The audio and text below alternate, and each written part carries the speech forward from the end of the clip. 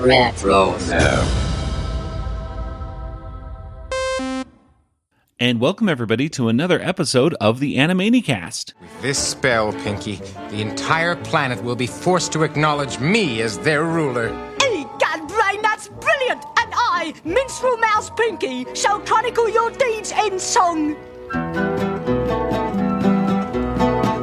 He conquered the world without effort or pain. He's the boss, they call him... Brain? Oh, righto! Brain! Good one. Stop singing, Pinky, or I shall have to hurt you.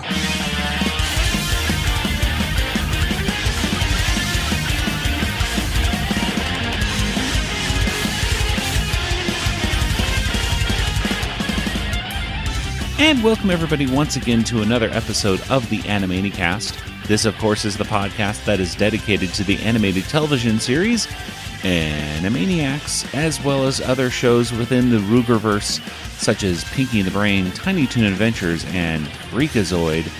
And today, I do not have Nathan and Kelly with me, but we do have a special guest.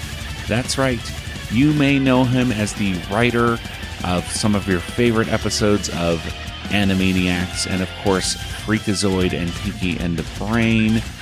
He's also a writer and has written several books under his pen name J.P. Mack. Books such as Death Honk, Jury Duty, They Took My Prostate, and he's now coming up with a new book called How to Run a Marathon in 13 Years. Ladies and gentlemen, it's our friend, Mr. John P. McCann. Thank you, Joey. Hello, everyone. Glad to be here. How have you been, John? Doing very well. Staying busy. That's a good thing for me. Excellent. So one of the main reasons we have you on here is because we are going to be playing a commentary that you did. It surprised me how long ago it was. It was almost a year ago that you sat down with me, Kelly, Nathan, and Tom Ruger, and we all watched the first Pinky and the Brain solo episode, Spellbound, together. And we recorded a commentary, and we put that out to our lovely supporters over at Patreon, but I think we better release it out unto the world, because you have a book coming out, and I thought, well, why don't we tell everybody about this new book that John has coming out, and then we can go right into the commentary you did for Spellbound. I suppose without further ado, John, why don't you tell us, what is this new ebook? What is it about? What is it called? What is it all about? Well, the book is called How to Run a Marathon in 13 Years. And the subtitle is How Hard Would You Fight for Your Dreams? And basically, running is the scaffolding for a lot of lessons in life that I learned over the last 13 years, where I went from a marathon runner doing quite well to injury, to further injury, to cancer. And along the way, it just seemed like everything was falling apart at the time. And then in the end, I just kept plugging away. Somehow the marathon became this goal. If I could reach that, it'd be great. But along the way, I learned about, you learn about circumstances of life, acceptance, loss, perseverance. Big difference between acceptance and complacency. All these things that I, hope to pass along, at least in terms of what running was to me and what it still is. Awesome. And this is an ebook. It's available over on Amazon, I believe, right? Yes, ebook, and I'm pretty sure the softcover version will be out. It launches on September 9th. So at least it'll be exclusive to Kindle Direct through October, I think. And then I'll go wider to, it'll be Barnes & Noble and Kobo and Apple and all kinds of other digital homes. Fantastic. Well, we will have, of course, links to it over on our Animanicast Amazon shop. And if you folks out there want to check it out and check out the links and things like that, it's amazon.com/animanicast. www.animanicast.com, where we have a little book section in there where we have some of John's previous works, as well as some other random Animaniacs related books as well. So you never know what else you're going to find in that place. So check it out, amazon.animanicast.com. I've quite enjoyed, John, your previous work. They Took My Prostate, which is, if you haven't read that, folks, it's poignant and humorous all at the same time. John, you have a very unique sense of humor, I would say. And I'm sure in this book, I'm looking forward to your style, your brand of humor as well. Am I right in assuming that this is as much as it is meant to be? I'm assuming like an inspiring book. It's also humorous as well.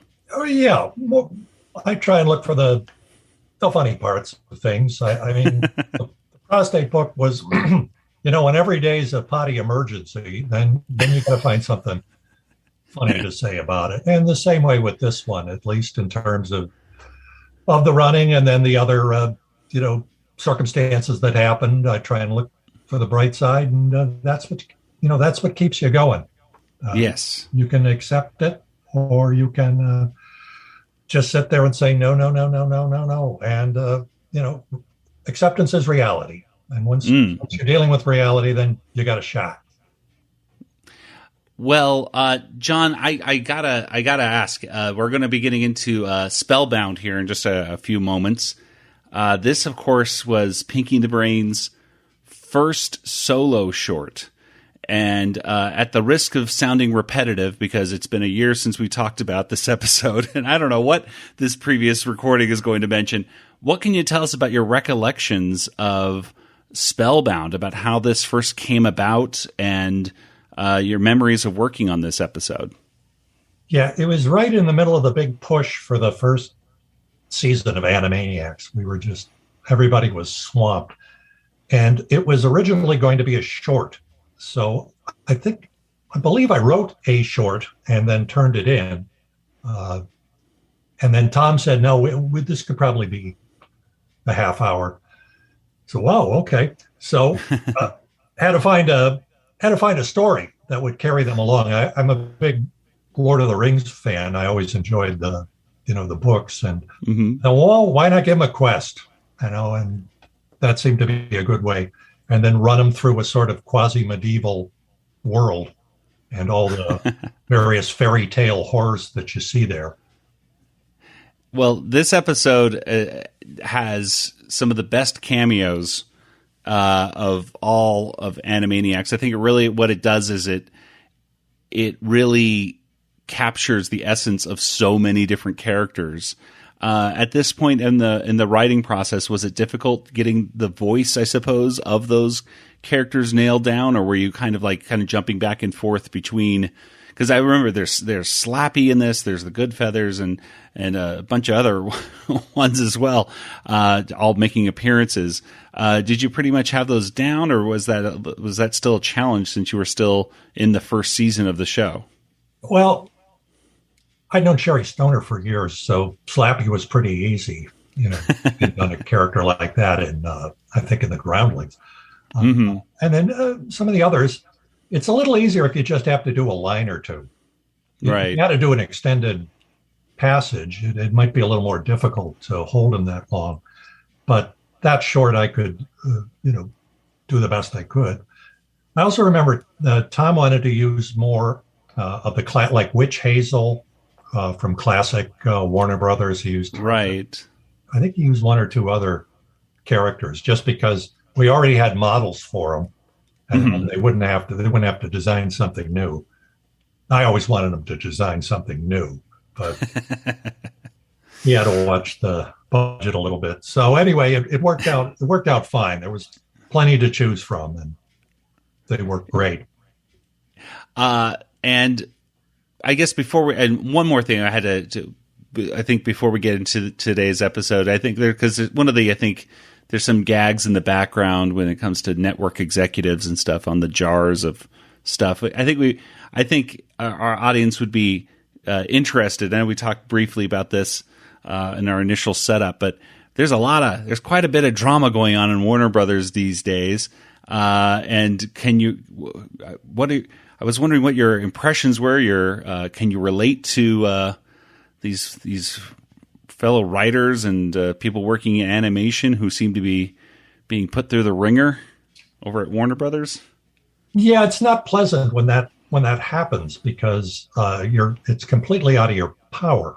It's just rolling right over you. And as I mentioned to you earlier, departments get shrunk.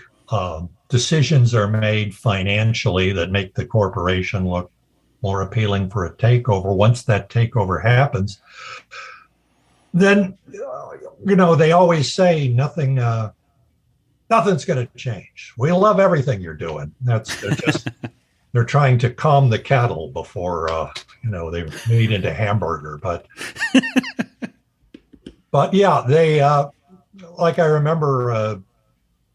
This is crazy, but all that time ago, the web was just coming on. Warner Brothers had a big publishing arm, and the T1 lines, the dedicated lines they used at the time were great because they could send all their big files, book files over.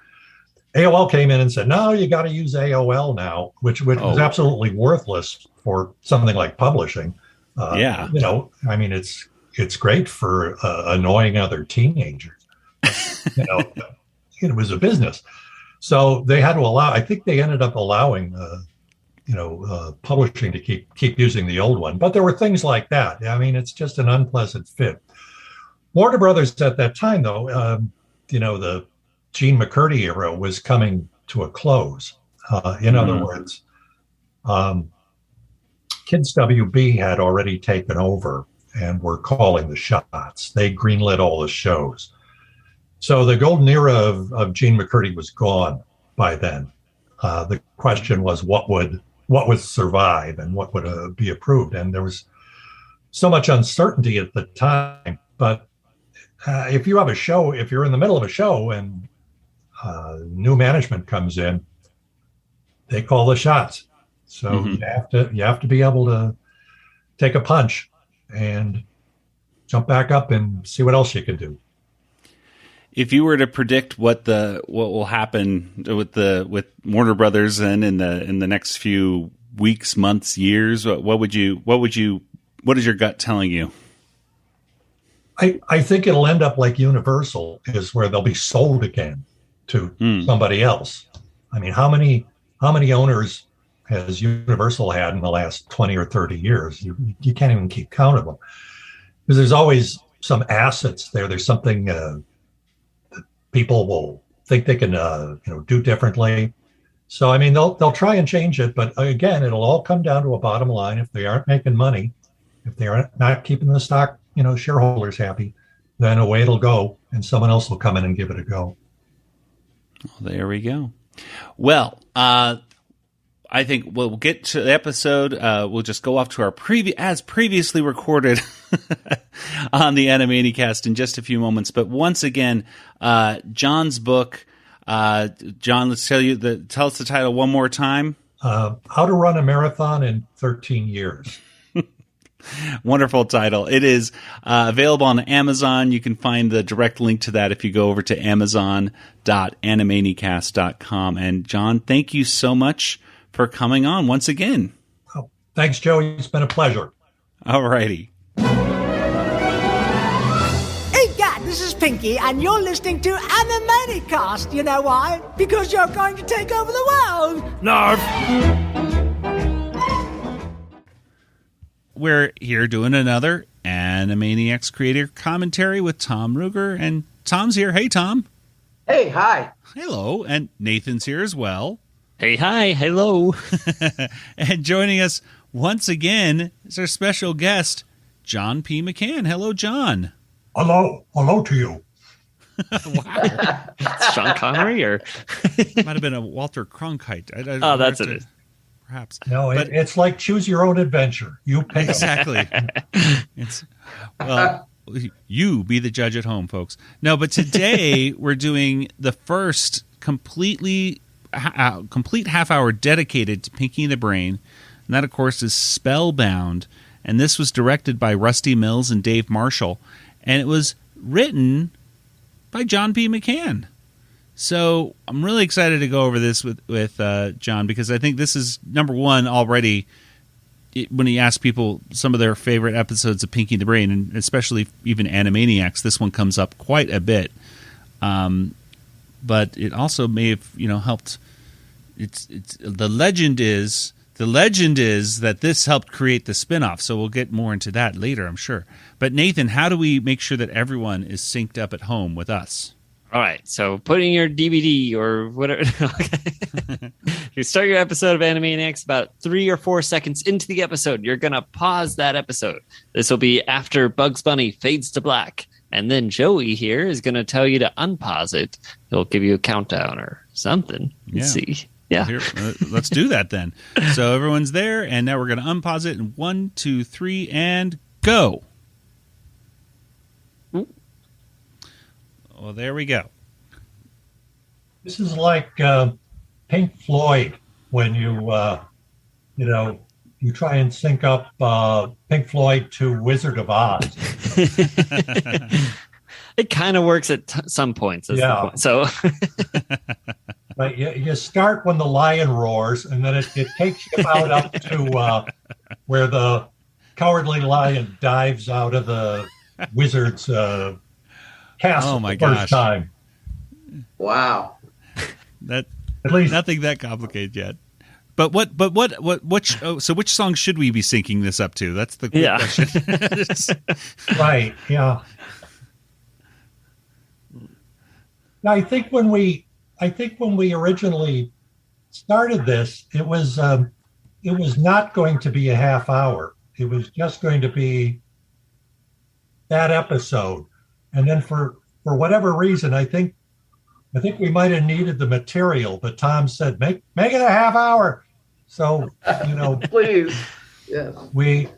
I just took what we had and then try to extend it out. I mean, there had been enough of these things in reading stories when you're a kid or whatever. You kind of know the beats of a medieval quest. So they're going to go to get something, and they're going to be a lot of trouble along the way. And then because they're Pinky in the Brain, they're going to screw it up in the end. So. Well, the way John established the music and the songs in it, and it was so funny, I think we felt like, oh, John, keep going with it. You can go on forever with this. Please do. Because, it was such a great concept. There was a lot of work establishing all the different backgrounds. So, make it a half an hour.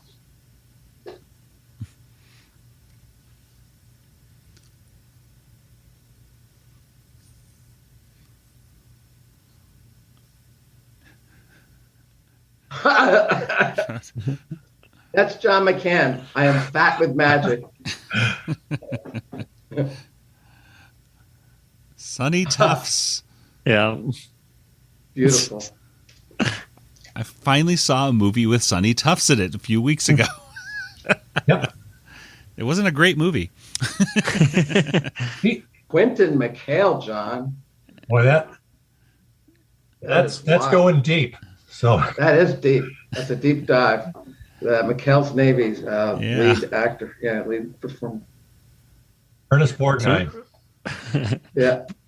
Brain kind of reminds me of Splinter in these for some reason, like learning to karate, but instead he's learning magic. How to dance. How to dance with the footsteps. Yeah. Edwin Newman, an NBC newsman. Fabulous names. Yeah. So, John, speaking of names, I mean, Tom very often has credited you and Paul for coming up with some of the best names, for characters. What's your process for coming up with some of these really hilarious names, or just pulling them from pop culture? Is there a process? Weed Memlo is one of those, I think. Right, yeah. Weed Memlo, it's just, if it's just got a sound that Makes you smile. That's probably a good name to. Like Weena Mercator. Yes. Yeah. It has a cadence to it. Yeah. Sometimes there are real things in them, like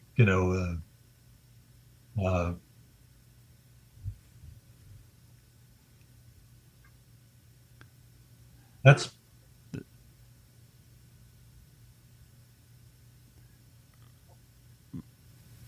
The chaps our size line right there is very.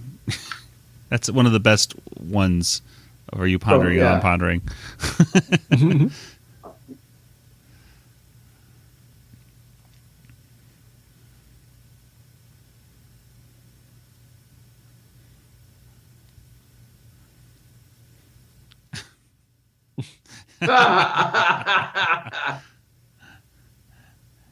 See, now all the additional spells and chapters and everything like that, everything in the pages, are these things that you also had to write in there, John, even if the brain was not saying them, or was that the art department that was doing that? I think the artists added most of those because they're sort of had to be looking for them to get them, but there were a lot of good things in there.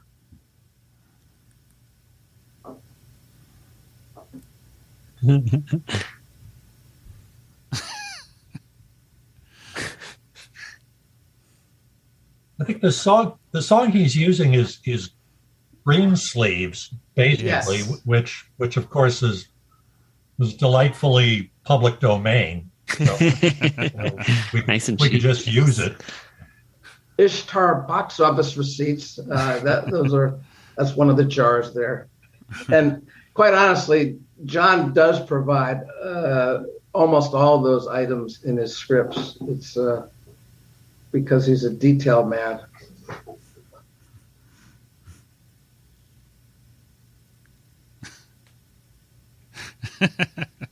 Yep. Oh, there you go. Oh, there you Labeled. go. Yeah. Very specific. Uh-oh. Yeah. Oh. Oh, no. I think Tom added this sequence here with the. Well, Having the jar go in and then getting Brain hit with the ladder. Ow. Poor Brain. Look at that. Oh, my Yeah, gosh. quite an indent. Yeah, a little Reminds me a foreshadowing bit of- there for the end. It reminds me a bit of Young Frankenstein, a bit with the Abby normal brain and everything like that. With you have the right thing, and then it smashes right before you can have it. We borrow from the greats. Yes. Murky Mountain was my homage to Tolkien, and the Misty Mountain from. Oh yes. Ah, yes. That's the antenna I extending. love that. and- Yes. Oh, here we go. Charlie Sheen, Ben Verveen. Shrink to the Sun. Charlie Sheen, John, how remarkable. And he would soon become a legend. Yeah.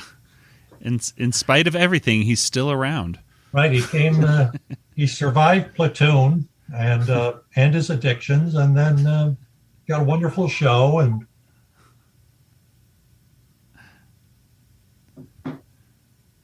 Oh, Oh. fabulous. This is a beautiful shot. Beautiful shot. I love the horse scratching its own back. Hilarious. I mean, it's not a horse. It's a Unicorn. unicorn, yeah. Yeah. But it's a very Pit of barbecue. Yeah, this really, I think, created the format for the Pinky and the Brain series, the half-hour series. This is the template. So was it when when the talk started going forward about let's do a spin-off series and This was already made. this is already made Yeah. and you just said, well, we know we can do it because we did this before with this? Well, we certainly proved that it could be done. Yes. Yeah. And there's Witch Hazel from the Looney Tunes. yeah, And I believe Tress was doing the voice, and I think I'm assuming that she probably does the voice today, to this day. I don't know. Does she? She might. She does. A spot of fire. Oh, again, from Chuck Jones's world. Yeah.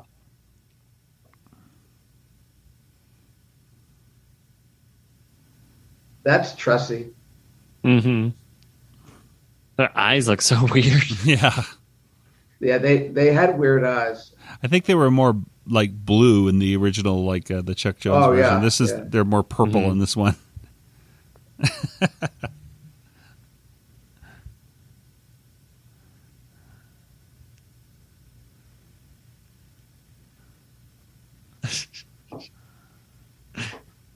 I think we had him for the day and decided.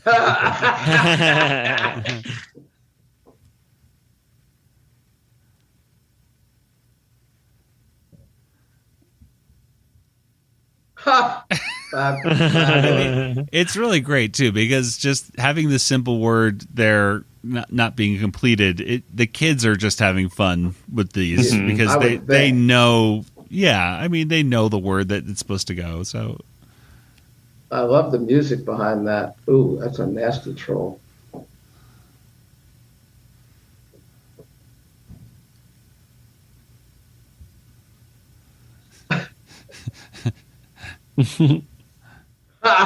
Perfect.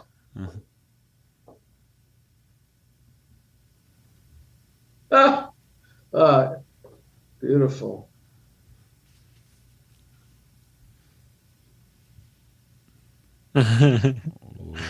Playing Hall of the Mountain King underneath. Very nice. The Grieg.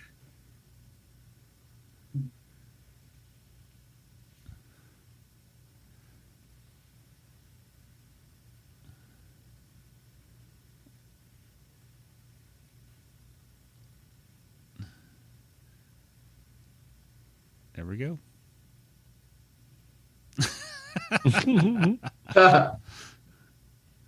Ow. Oh. Oh, he is a lima bean. Yeah, I was like, a lot of times they're not quite the size of a lima bean, but Jerk this one... face. Oh, wow. There are some cameos in this one. Yes, Rita and Runt. Couldn't squeeze a song out of it, but Yeah. That's one of the great lines of all time, John. All of my thoughts are in Dutch. Jesus.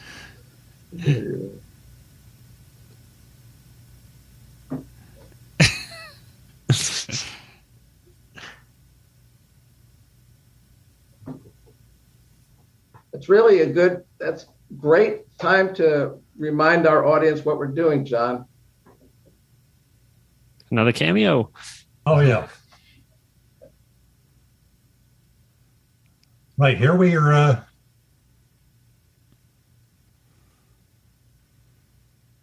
trying to get to the castle or the cavern, the murky mountain where the dragon is. Uh-oh. Watch out. It's Ralph as a giant, I believe.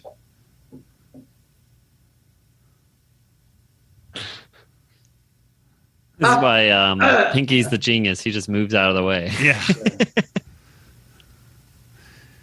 The brain just is confident in his ability to solve problems, even if he never quite solves them. You know what? I think what John's doing here, we were in the thick of it, the thick of the battle back then, just making this stuff. I love all these cameos, the way he's doing it. And we should have done this in so many more cartoons. I mean, yeah, I agree. Ralph should have been a supporting actor in other cartoons. Yeah. I mean, it's the Animaniacs. Yeah, it should have, the character, just makes sense. Well, yeah. It's a full cast show. Yeah. Overall. Why not use them? Yeah. Pay for play. Come on. We got to... Yeah. You're paying for them anyways. You got to pay for them anyway. You got to put them on.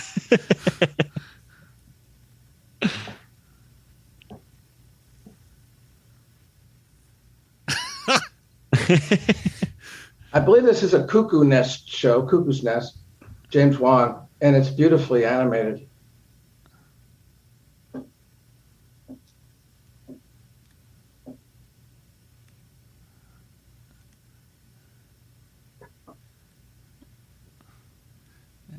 And we'll be back after this message. Yes. And we're back.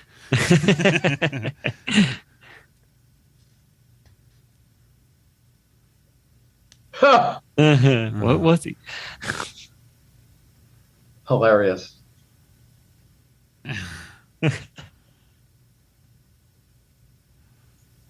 Uh-oh. Oh, there he is.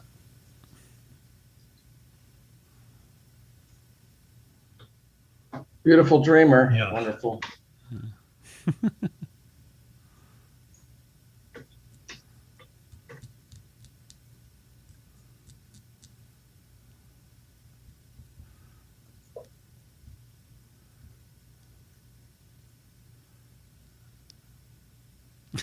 The tiniest clippers, yeah. Tiny clippers.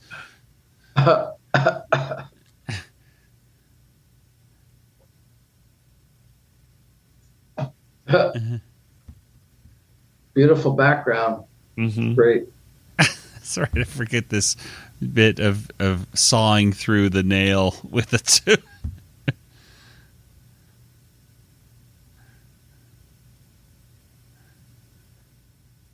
A little song should do it. Mm-hmm. I wonder what music will be. I wonder what Yes.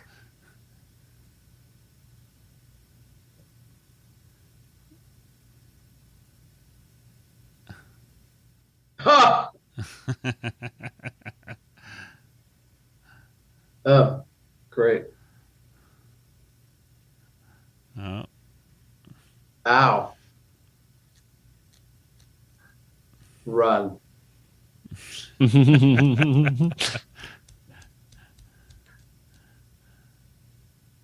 Wow. Nice mouth.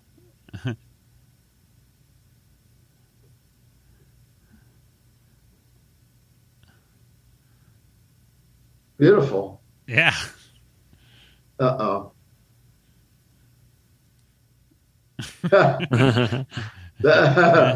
That would be wise. Bring that. Yes.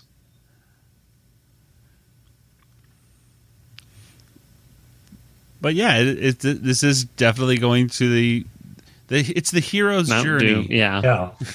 Yeah. And now they got the green sleeve in the orchestral background. It's beautiful. Yeah. There. Did Richard pretty Stone? nice. Did Richard Stone do the music for this one? Well, he always was the leader, and I suspect he did do the music. I mean, there are other people that get involved, Carl Johnson and Stephen Julie, but I think for this half hour, Richard went with it. Yeah, it was good. There was kind of like a mashup between Green Sleeves and Pinky and the Brain there. It was nice. Yeah.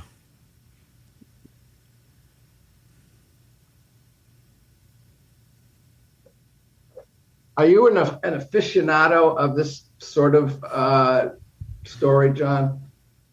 Yeah, I like the.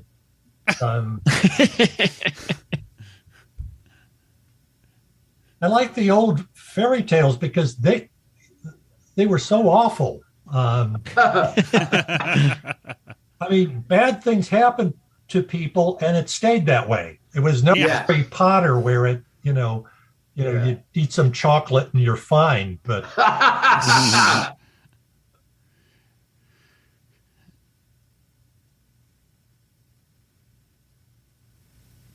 there is the key ingredient. You should do it. well, they sure earned it. Yes, they did. Mm-hmm.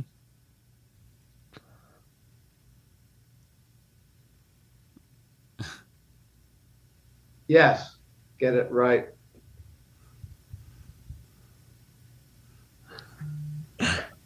Oh, whoa, no. What a challenge. Hint, hint. This is what's going to go This is- wrong. yeah. Okay, balls on the tee. Jennifer Flowers. Wow. Jennifer Flowers. Oh, yeah. Political name.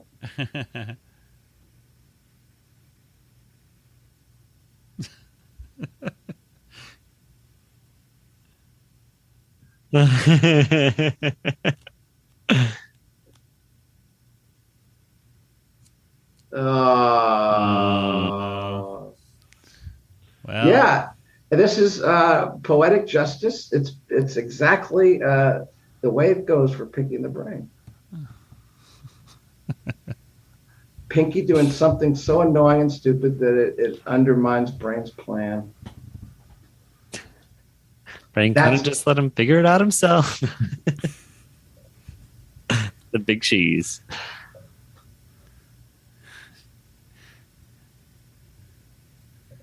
I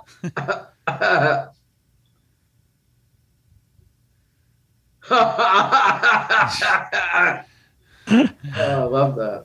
I want a large cheese. Oh, we still got it going on. It's like the Stinky Cheese Man or something. Is that it's also a fairy tale? Oh, well, yeah.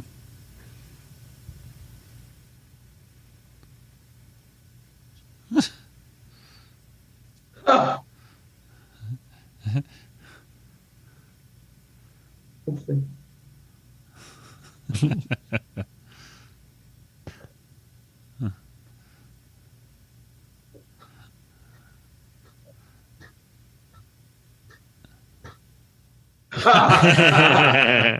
It's good. Very good. Funny.